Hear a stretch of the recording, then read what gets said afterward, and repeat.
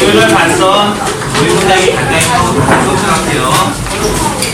자, 선생님이 학기 교육 안 했던 것처럼 지리뿐만 아니라 모든 과목이 작년 수능보다 지난해 수능보다 올해 수능에서 어렵게 나올 거예요.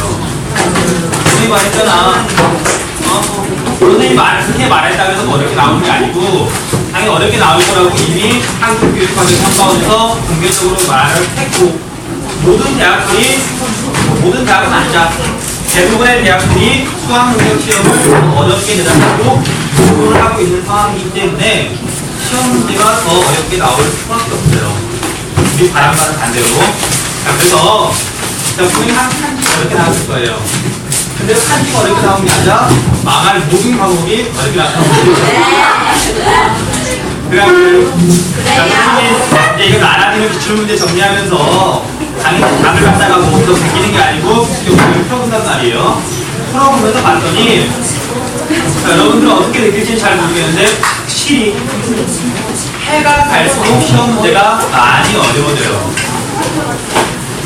자, 그런데 어차피 뭐 어렵고 쉽고를 떠나서 쉬우면 뭐 나만 쉬운 것도 아니고 다 쉬운 거고 어려우면 나만 어려운 것도 아니고 다 어려운 거잖아요. 자, 그런데 이제 그래서 하려는 얘기가 뭐냐면 여러분들 언젠가 선생님이 이런 얘기 한 번 들어본 사람 있을 거예요.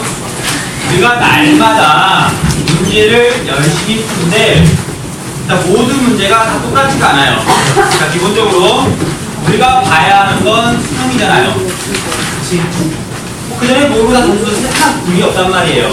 뭐 기분 볼 수도 있고 아무나 볼 수도 있겠지만 중국에는 수능 안 볼 사람도 있겠지만 수능을 잘 보기 위해서 공부를 하는 거란 말이에요. 수많은 문제를 푸는 거란 말이에요. 그러니까 반드시 알아야 될 거. 자, 물론 여러분 대부분 알고 있는 사실이지만 수학 능력 시험은 어떻게 되냐면 한국교육과정 평가원이라는 시험 문제를 내요. 11월달에 보는 시험. 자, 그리고 1년 중 보는 본사 가운데 6월달, 9월달이 바로 평가원에서 내는 시험 문제예요. 자, 우리가 3월달, 4월달, 5월달 본사 봤죠? 자, 그건 여기서 안 돼요. 사설 본사건, 또는 경기도에서 내건, 또는 서울에서 내건, 여기서 내는 게 아니란 말이에요. 자, 그런데 여러분 알다시피 6월달에 갑자기 시험 문제가 많이 어려워졌을 거예요. 아니야? 원래 어려웠어? 그러니까 6월달 갑자기 어려웠단 말이에요.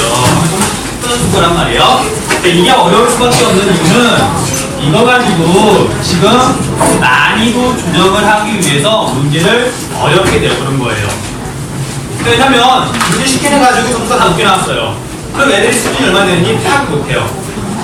문제를 어렵게 냈을 때 과연 애들이 어느 정도 수준이 되느냐, 잘 나왔느냐, 중간으로 나왔느냐, 그걸 보고서 9월달 한 번 더 조정을 거친 다음에 최종 수학능력 시험을 내게 돼요.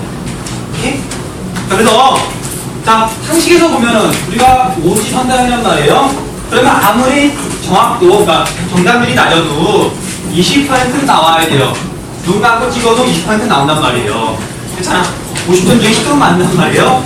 근데 이번에 한국식 문제 가운데 한 서너 문제 같은 경우에는 정답률이 20%가 안 됐어요. 정답률 자체가 20%가 안 된 거예요. 대부분은 찍었고 좀 아는 사람은 낮은 거죠.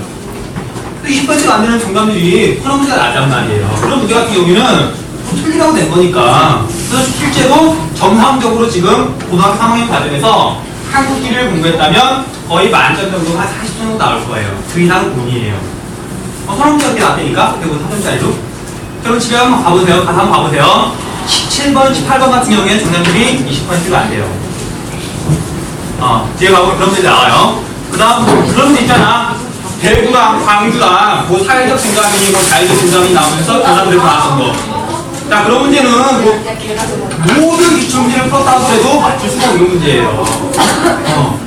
그건 정말 감으로 찍어서 운이 좋아야 맞는 문제이기 때문에 그런 문제 틀렸다고 내가 40점 나왔는데 30점밖에 안 나왔더라 이번에. 내가 원래 30점 나왔는데 20점밖에 안 나왔더라. 당연한 거예요.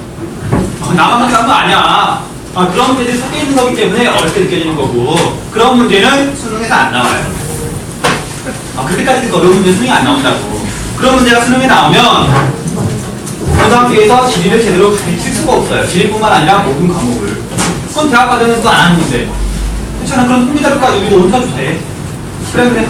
자, 그래서 서유형 자기가 점수가 뭐 너무 많이 떨어졌다. 그건 조금 문제가 있겠지만, 정말 많이 어려운데, 그 안에 느낌은 조금 되는 거예요. 그 다음 천원문제 정도, 하이상도에서 천원문제 정도가 도저히 모르겠다. 감만 잡힌다. 그것도 넘어가면 돼요. 내가 하는 거 아니야? 문제가 하는 거야.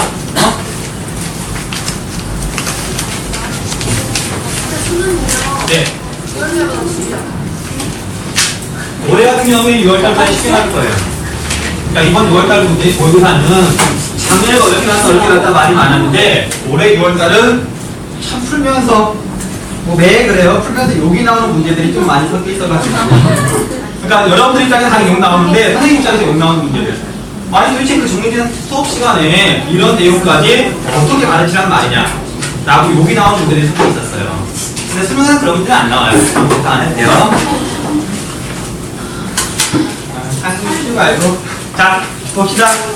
자, 이제 우리가 어려운 부분은 거의 다 끝났기 때문에 이제 말로 하면서 빨리빨리 한번 넘어가 볼게요. 자, 우리가 지난 시간에 시장의 형성과 변화하고 그 다음 백화점하고 대형 할인점하고 그 비교만 하는 거하고 끝냈던 것 같은데 그 앞에 45페이지 아래 수 한번 볼게요. 45페이지 아래 상업의 입지와 변화 그 부분 말로만 하면서 쭉 넘어가 볼게요. 45페이지 아래 부분.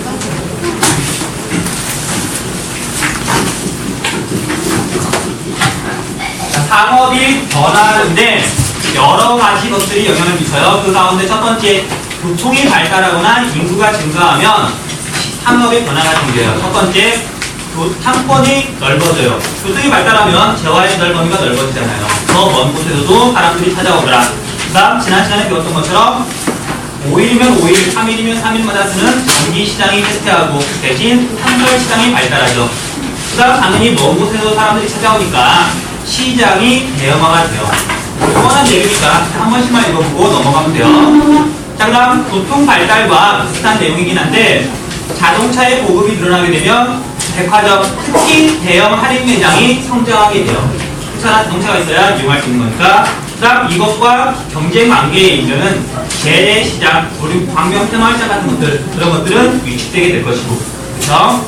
자, 그 다음 정보통신 기술이 발달하게 되면 자, 거기 뭐 뻔한 말이긴 한데 시공간의 제약이 없어지게 되고 또 아무 때나 쇼핑할 수 있고 내가 굳이 가지 않아도 되고 그 다음 두 번째 전자상거래가 활발해져요. 자, 체크해줄 거 전자상거래가 활발하게 되면 뭐 비슷한 말이긴 한데 무점포 상점이 증가해요. 오프라인에 매장이 없더라도 내가 얼마든지 장사를 할 수가 있잖아요. 카페에 나오잖아. 뭐 고등학생이 뭐 대박을 냈다는 등 어땠다는 등 자본금이 없어도 시작할 수 있단 말이에요. 자, 그래서 점포를 내는데 드는 비용은 전자상거래가 훨씬 더 적더라. 오프라인 매장보다 매장이 필요 없으니까.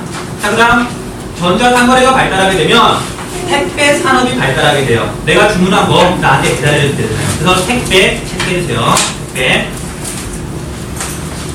자, 그다음 최근에는 사람들의 소비 성향이 조금씩 바뀌고 있는데 자, 광명 테마시장에 간다 그러면 물건만 사고 마주머니 같은 경우에는 뭐 수다도 떨고 집에 올 거예요.